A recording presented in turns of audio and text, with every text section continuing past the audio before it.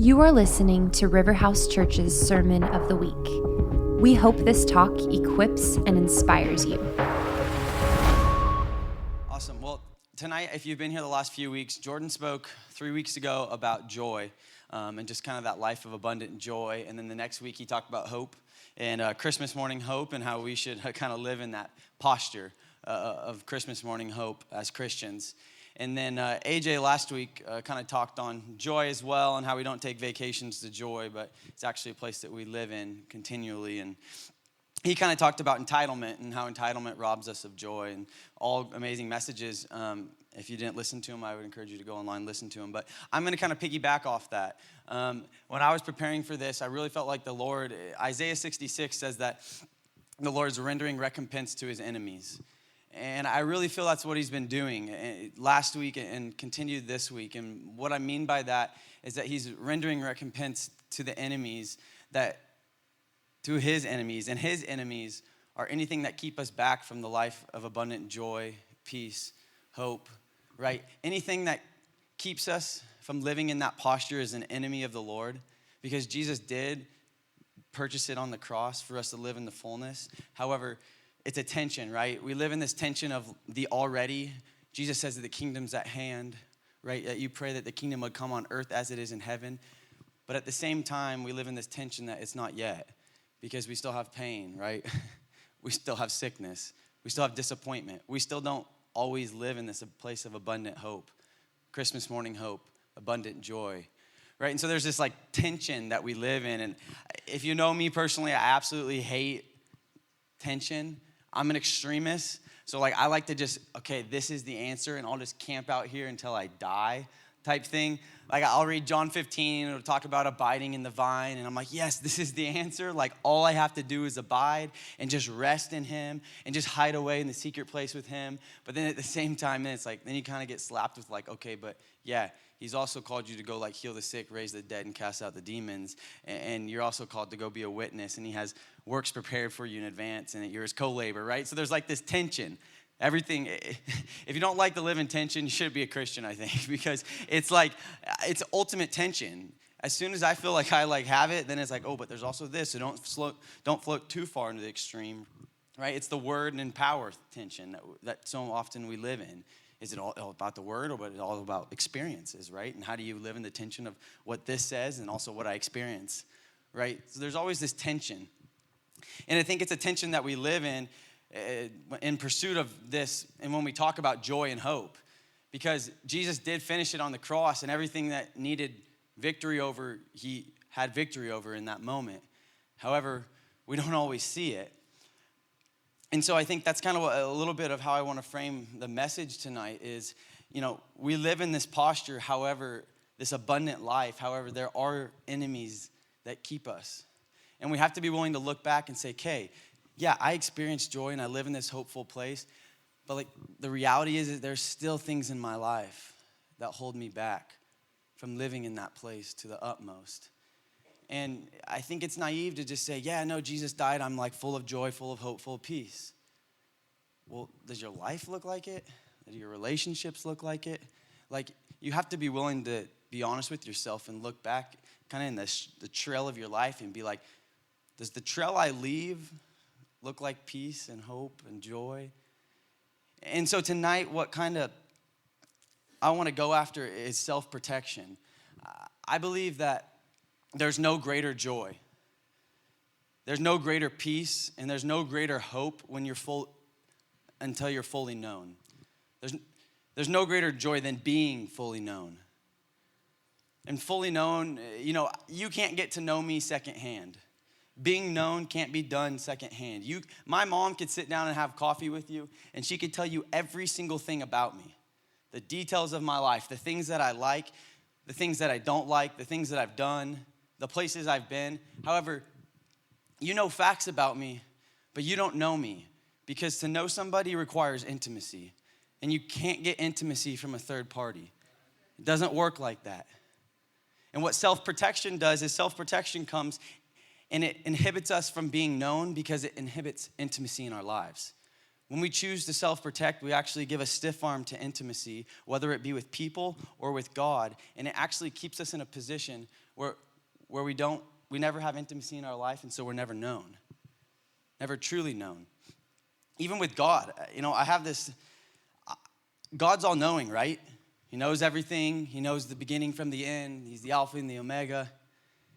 However, in the Gospels, it says that Jesus says that many of you will come to me and you say, Jesus, look, like I casted out the demons, I raised the dead, I did all these miraculous things. And then he said, I'll say to you, depart from me, for I never knew you. And that should be like a little bit disturbing, because if he's all-knowing, then how did he not know them? And I would propose that in the same way that when Jesus was born, he was born a baby, right? God himself stepped off his throne, humbled himself to be born of a woman. He limited himself in his ability. He had to learn how to walk again. He had to learn how to talk. He created language, but yet he limited himself so that he had to learn language, that he had to learn social dynamics, that he had to learn how to become a carpenter. And in the same way, I think God limits himself from what he knows of our lives. Yeah, he's all-knowing, but does he know? I think the only things that he knows are the things that you allow him to know by bringing it to him. We're often like, God, I have this big area of my life and I have this huge need. Why haven't you met it? And I think sometimes God's like, well, I didn't even know it was there. You never told me about that. Well, you're like, well, God, I have this big, insecurity in my life that like I need healed. And God's like, well, have you ever brought it to me? I think God sits there and he's all-knowing. However, I think there might be an aspect of him that he actually limits himself for the sake of relationship, for the sake of intimacy. That we actually become intimate with God by bringing ourselves to him and allowing him to know us by us telling him about ourselves. In the same way that I would get to know one of you guys. I couldn't know you unless you came and you let me know you, and you told me about yourself, right? In self-protection, it hinders that. When we choose to self-protect, we push away intimacy, and you can't be known apart from intimacy. You can't be known by a third party. It doesn't work like that.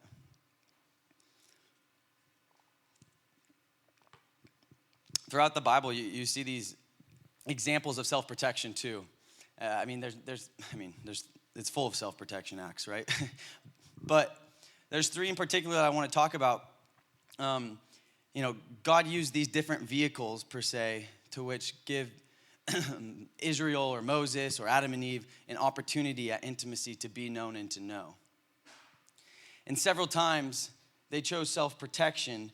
And as I talk about these, I wonder how the story would be different if they didn't choose to self-protect. For example, in the garden, Adam and Eve, created in God's image and likeness, they're walking around in the cool of day. God's walking by. It says they're naked and completely unashamed before him. And then the serpent comes, and Eve and Adam, they both eat the fruit. And the next thing they do is they hear God coming, and so they go and they grab fig leaves and they sew them together and they put them on and they cover themselves. And they step back and they hide from God. And God starts calling out, where are you? Like, where are you? I wonder how the story would be different in that moment. Whereas when they fell into sin, rather than choosing to self-protect and go cover themselves with figs and to hide from God, what if they would have taken a step the other direction towards God and said, God, yeah, I fell short of your glory, but here I am still naked. I wonder how the story would have been different if rather than self-protecting and saying, no, I'm going to hide because of my shortcomings, what if you would have stepped into him and allowed God to see him? Same goes for our lives. We have moments of shortcomings. We have moments of sin, let's be honest. Whether big, small, it doesn't matter. And so oftentimes shame says, go get some fig leaves, sew them together, cover them up, and hide away. And it's not just hide from God, but it's also hide from people. Go self-protect, because if they see that, And we all have these options throughout our day that, like, when we fall short, which we all do, are we gonna go sew fig leaves together? Or are we gonna actually take a step in the other direction and allow the people in our lives to see us naked and unashamed, even though we have this blemish? It's the difference between a life of choosing self-protection and it's a life of saying, no, I'm gonna be known. Because this act, it creates intimacy. Intimacy with people, intimacy with God, and the byproduct is you're known.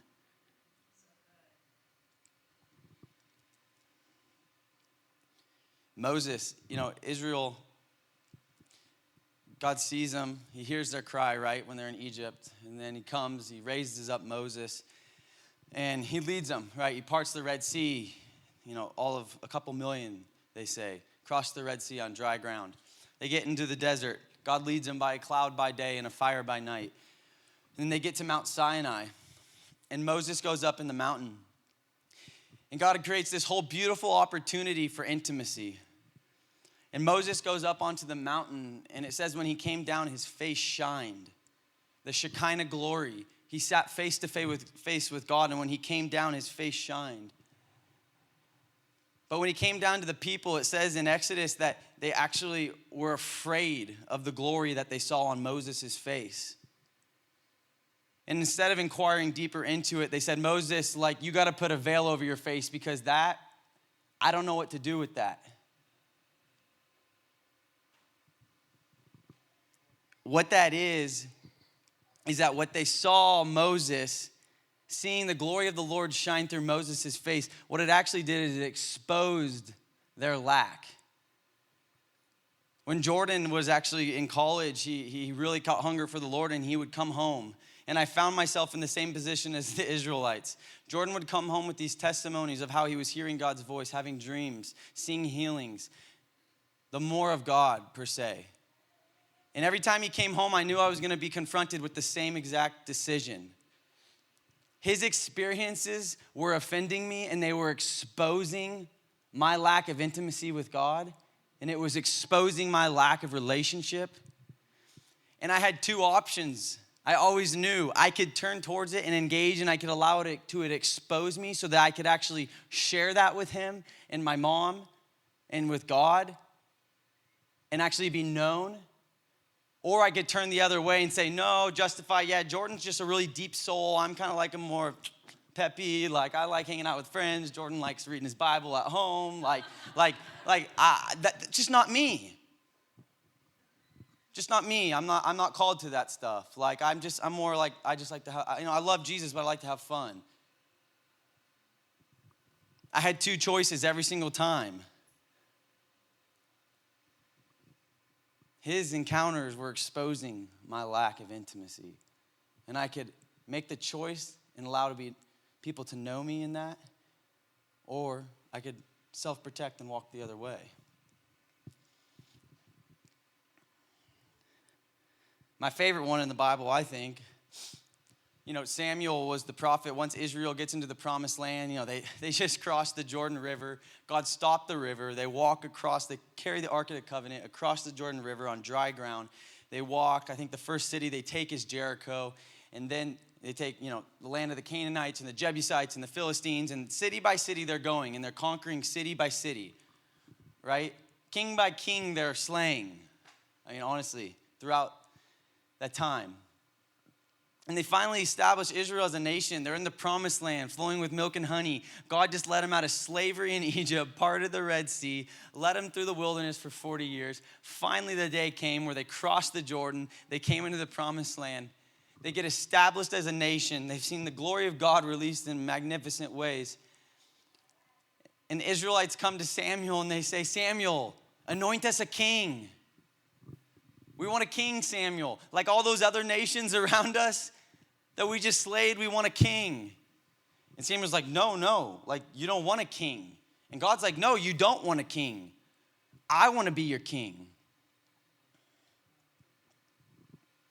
But then the people come back and say, no, we want a king. Because who's going to lead us when the nations around us come back and they come and encircle our city? Who's going to rally the troops? Who's going to be the leader? Who's going to be the one that delivers us? We just slayed all these nations. You know they're coming back at us. We need a king. We want to be like those other nations, the ones we just conquered. Give us a king. Whereas God sets this beautiful context to let the lack thereof a king be an opportunity for the Israelites to have intimacy with him and to trust him to be their king and the controller of their destiny. They had a beautiful opportunity for that in the midst of situations like that, to get on their knees and to come before the Lord and to let him know their fears. But they chose to self-protect and they said, no. Give us a king. And finally, Samuel's like, no, I don't want to give him a king, God. And God's like, just give him a king. If that's what they want, give him a king. If they don't want to choose intimacy, if they don't want to be known by me, like that's my heart's cry, but give him a king. I'm not a controlling dictator. I give choice. And they choose to self-protect. And Samuel's like, I'll give you a king, but the kings are going to oppress you. The kings are going to lead you in wickedness. The kings are going to make this nation fall. And sure enough, I swear half this Bible is about the Israelites, Assyria, exile, Babylon, exile. This king comes in, leads them astray. This king, oh, good king, but then a wicked king, and then another wicked king, and then the wicked king's son, and then on and on. And how would the story have been different? How much could this have looked completely different if they would have been like, no, we're going to let you be our king. And it's unknown and it's not in control, but we're actually going to not self-protect. And we're going to allow you to be the king of our nation and the king of our lives in a way that's really uncomfortable.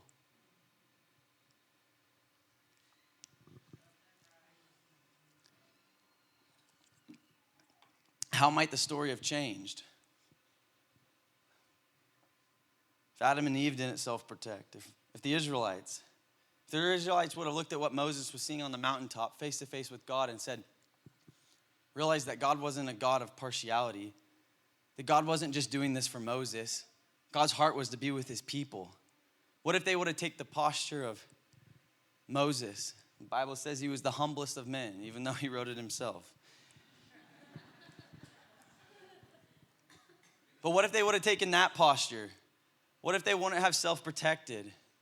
What if they'd allowed Moses' intimacy with the Lord to actually expose them in their lack thereof and lead them into a place of knowing God and being known by him in a deeper capacity? What if Israel would have been like Moses, teach us how to go up that mountain?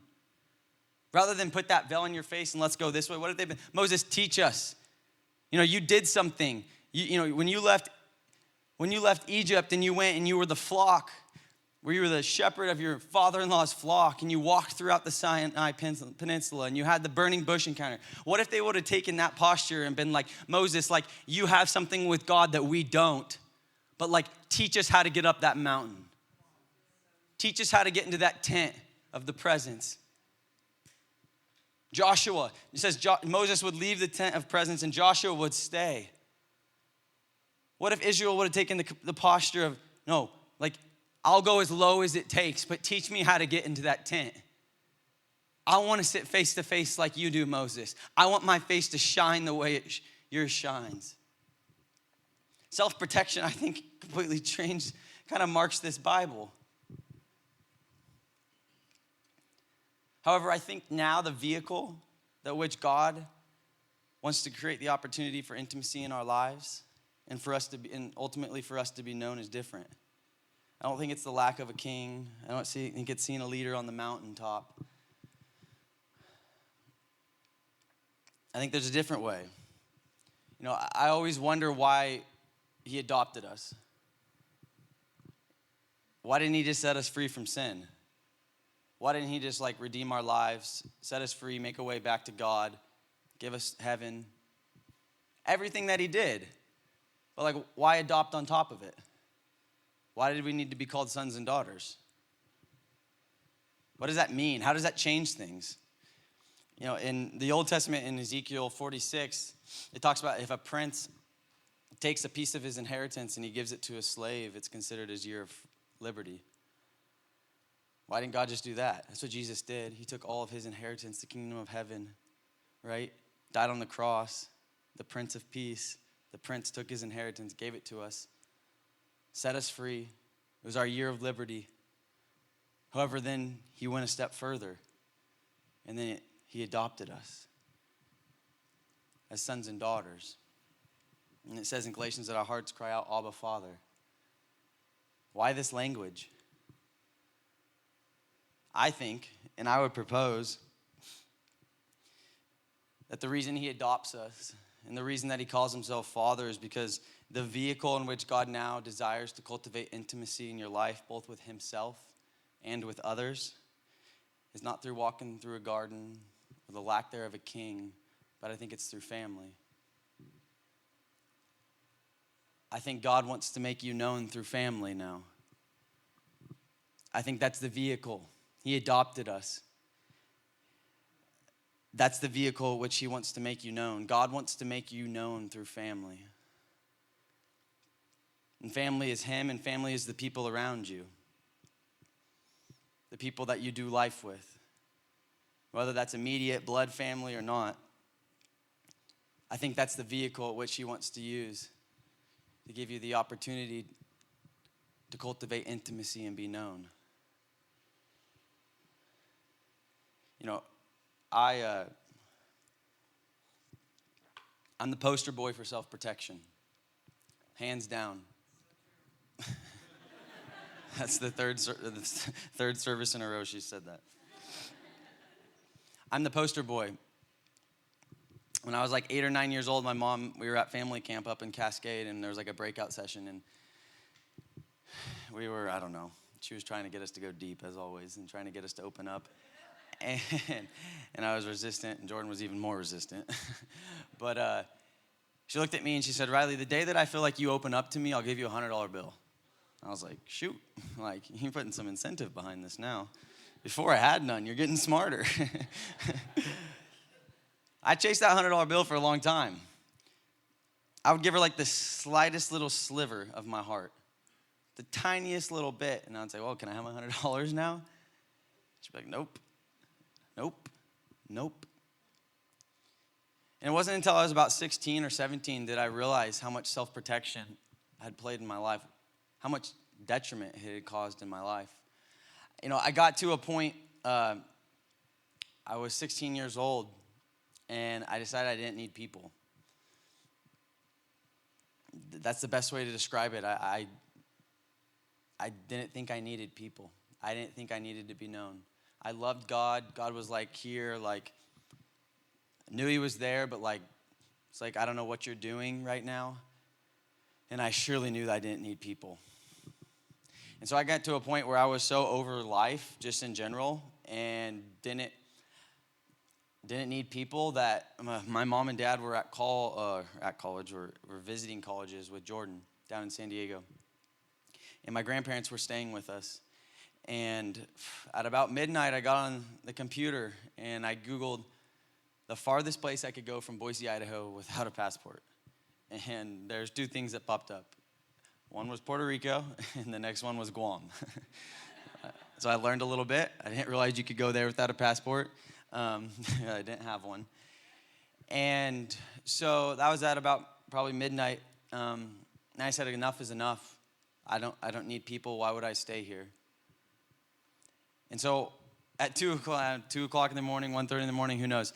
I walk downstairs to my parents' bedroom where my grandparents are sleeping. I go into the bathroom and I grab my grandpa's wallet and I quickly write down his credit card number.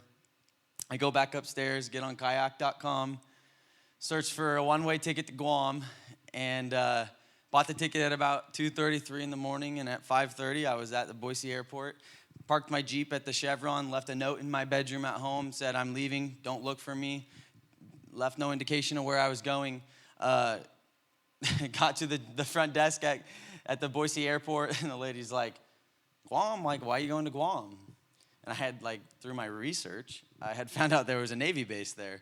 I was like, oh, my mom works in the Navy, so I'm going to visit her. The lady's like, oh, all right, here's your ticket. So I get on the plane. And I remember I got on the plane, and I, like, took a picture of the clouds right when we took off. And I was like, yep, I don't need people. And I took the battery out of my phone because I thought I was like, I'd seen the spy movies, and I was like, I didn't want him to track me, right? Took the battery out of my little phone. I put it in the back seat pocket on the airplane and was like, heck yeah, it's a new day. It didn't last terribly long. I ended up getting arrested in Portland and put in a juvenile detention center for like 12 hours before my parents flew to get me. To me, the funniest part of the story, at least in the moment, I think I thought it was the funniest. At the juvenile detention center, I wasn't quite in like the full-fledged, like you're booked in here type thing. It was more like a holding cell. It's a nice way to put it. And but there's like these two guys at the front desk, kind of like Samoan-looking guys, and they were like, brother, like, we heard you were trying to run away to Guam. I was like, yeah, like, how'd you know that? He's like, we're from Guam. We've been wanting to go back for so long, but those tickets are just so expensive. And I'm like, yeah, ask my grandpa. It was like $1,500.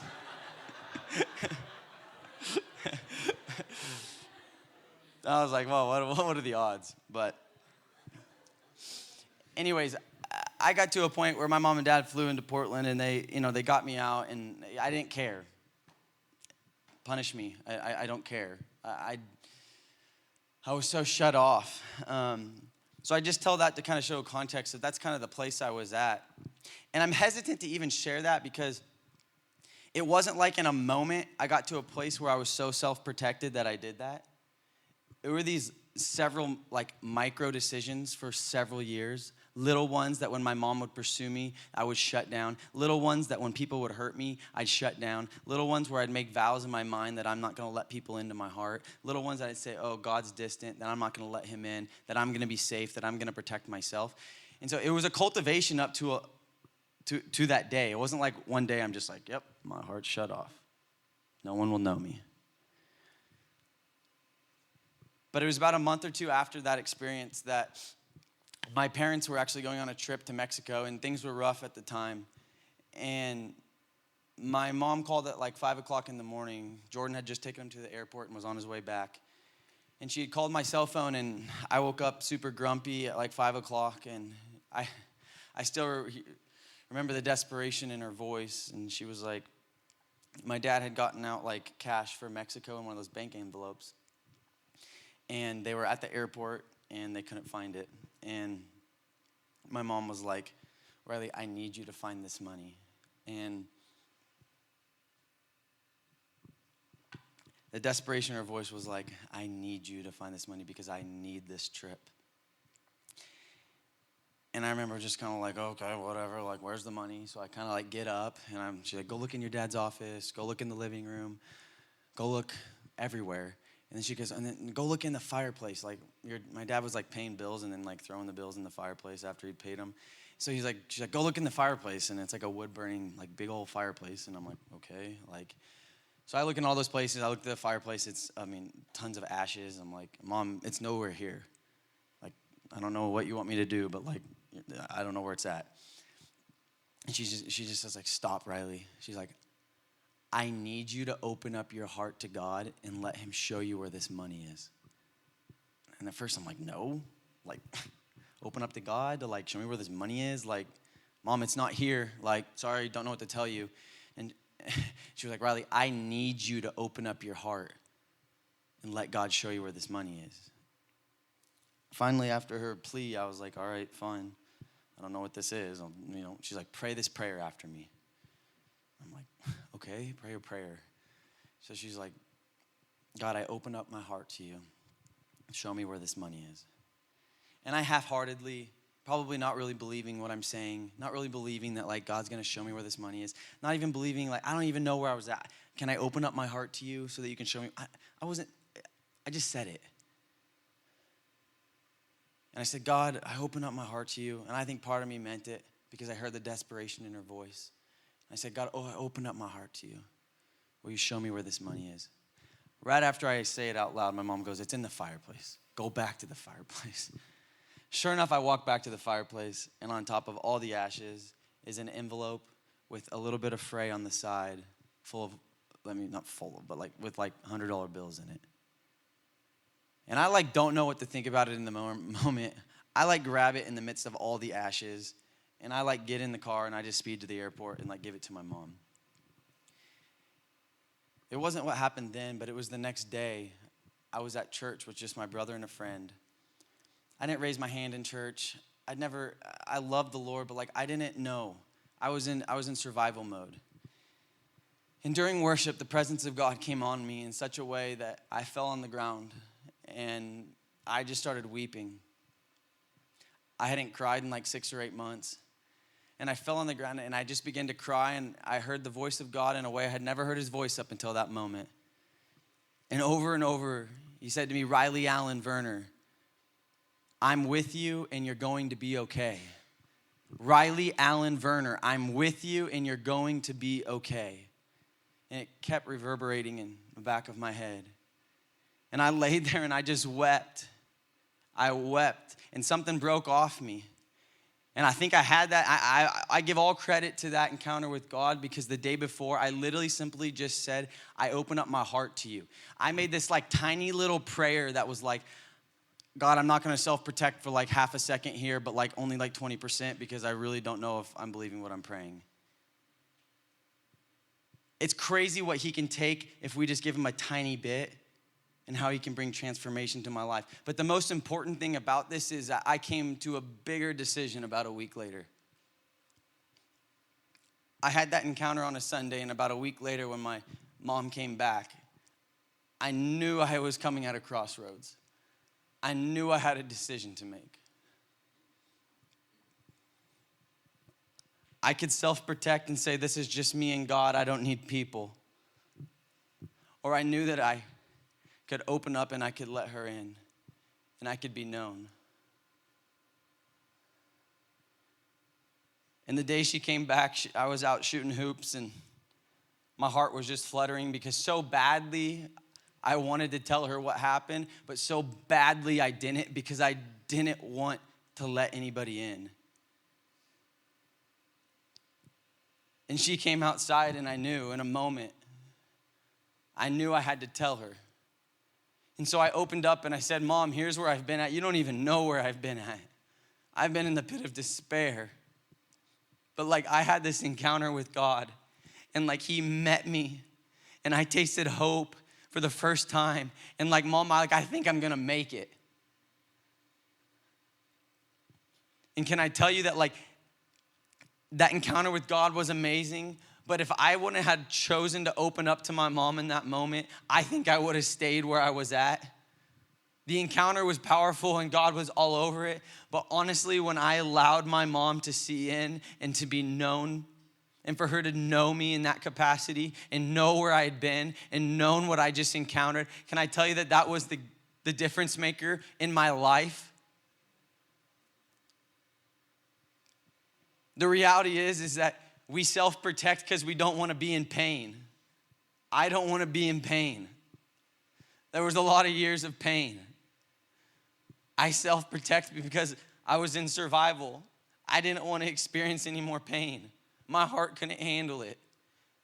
So in those moments of where I fell into sin, I just sewed fig leaves up and covered myself, because the thought of actually exposing myself was just painful. When Jordan would come home from college, I'd shut myself off and I'd say, no, that's just Jordan. Because I didn't want it to reveal the lack of intimacy and my lack of desire for the Lord.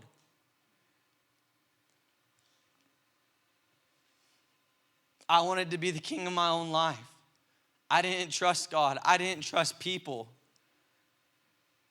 But what I didn't realize is that I had this deep longing to be known. And it's not just me, it's all of us. We all have this deep longing to be known. But we don't want to be in pain. But we have the decision to make. We can't be known if we're not vulnerable.